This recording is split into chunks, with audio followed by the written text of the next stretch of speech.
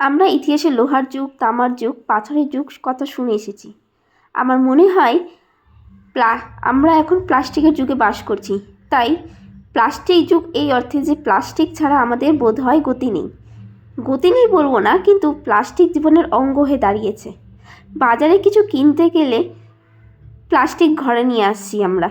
সেই প্লাস্টিকগুলোকে আমরা ফেলে দিই। ফেলে দেওয়ার ফলে পরিবেশে ক্ষতিগ্রস্ত হয়। সেটি মাটিতে মিশতে পারে না, ড্রেনে জলে বয়ে যায়, পুকুরে বুঝতে থাকে ইত্যাদি। তো এই সিঙ্গেল ইউজ প্লাস্টিক যেগুলো রয়েছে, অর্থাৎ একবার মাত্র ব্যবহার করে যে প্লাস্টিকগুলো ফেলছে, সেগুলো এতটাই ক্ষতিকর যে না আমাদের পরিবেশকে ক্ষতিগ্রস্ত করে। তো এই ফেলে দেওয়া প্লাস্টিকগুলোকে আমরা পুনরায় ব্যবহার করতে পারি।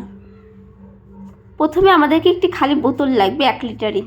সে বোতলটিতে বাজার থেকে আসা যেসব প্লাস্টিকগুলো রয়েছে সেগুলোকে ভালো করে ধুয়ে শুকিয়ে নিতে হবে। শুকিয়ে নেওয়ার পর এইভাবে বোতলের ভেতর এক এক করে বুজে দিতে হবে একটি সরু লাঠির মাধ্যমে। এইভাবে বুজে ভরে নিতে হবে বোতলটিতে। এর ফলে আমরা প্লাস্টিকগুলোকে পুনরায় ব্যবহার করতে পারছি এবং পরিবেশে কোনো ক্ষতিগ্রস্ত হচ্ছে না। এখানে সমস্ত প্লাস্টিকগুলোকে ভেতরে একটি সরু লাঠির মাধ্যমে ভেতরে চেপে দেবো, যাতে কোনো অংশে বোতলে ফাঁকা না থাকে। এইভাবে করে সমস্ত প্লাস্টিকগুলো একের পর এক গুজে দেব।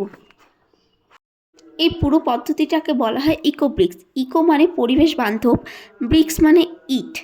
এইভাবেই ইকো ব্রিক্স তৈরি করা হয়। ইকো ব্রিক্স দিয়ে আমরা স্থায়ী প্রকল্প তৈরি করতে পারি, যেমন বিল্ডিং, দেওয়াল, বাগানের ঘেরা, ফুলের টব ইত্যাদি। দেখুন আমি ইকো ব্রিক্সটি তৈরি করে ফেললাম। এইভাবে আপনারাও বাড়িতে খুব সহজে এই ইকো ব্রিক্স তৈরি করে ফেলেন। আমি এখানে মোট 7টি ইকো ব্রিক্স বানিয়েছি। এতে পরিবেশ সুরক্ষিত হবে এবং উপকার হবে। আপনাদের উৎসাহ দেওয়ার জন্য আজকে আমার এই প্রয়াস, এবং এই বন্দি লড়াইকে আপনারাও সামিল হন। নমস্কার।